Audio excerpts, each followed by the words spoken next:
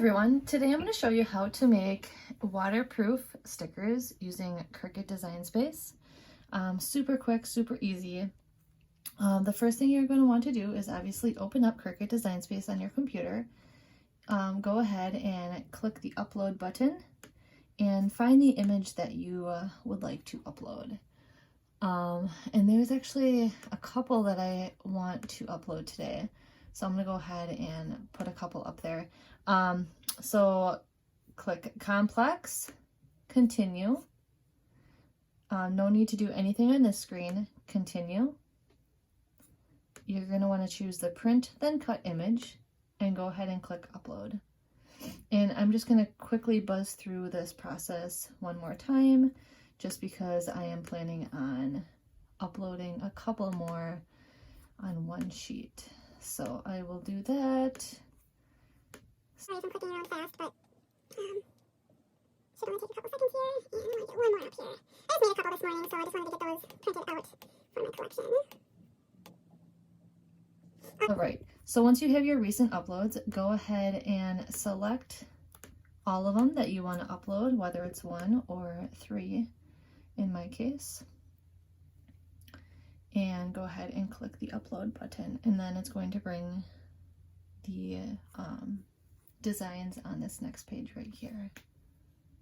So once they're uploaded, you can go ahead and just make them the correct size that you want. And I'm just going to make them a little under 3 inches on the biggest side because the smallest side, because I'm going to add an offset to it. So to do that, an offset is just going to be a border around this. Go ahead and click your sticker, click the button that says offset, and you can see it kind of highlights around it, and you can choose the offset smaller or larger depending on what you want, and go ahead and click apply. And it's going to automatically apply a black background. However, I want to change it to white because that's just what I prefer. So I'm going to go ahead and do that to all of these quick.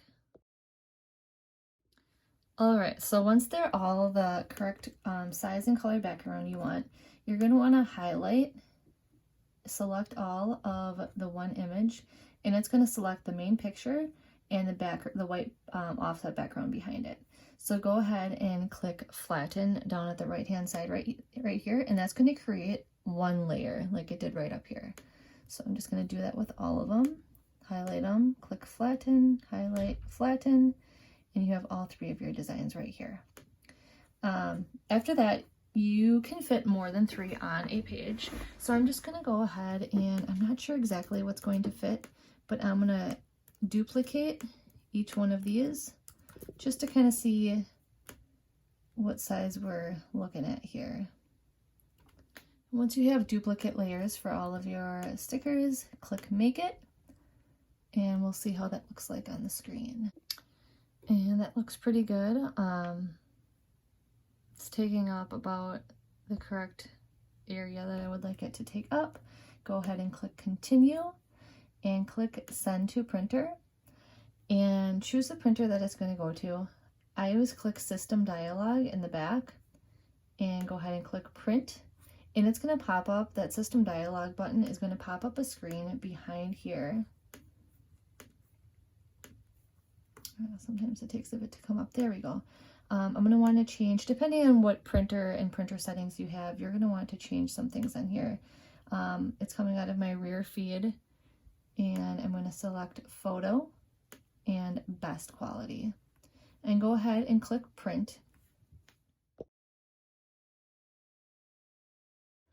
All right, once that is all printed out, we are going to put our laminate on top of it, and this is what's going to make it waterproof. If you are questioning the materials I am using, feel free to go ahead and watch my previous video and you'll find that out. This is just a self-adhesive laminate. We're going to pull off the back. We are going to place it right on the bottom and lay the laminate right over our sticker paper. And some people use like a credit card. However, I have found that a credit card can scratch the laminate. So I I use a blank air freshener. Anything with like a felt over top will work just fine. So we're just going to rub that over top and make sure we get all those air bubbles out. All right, next this screen is going to pop up after you're done printing your file.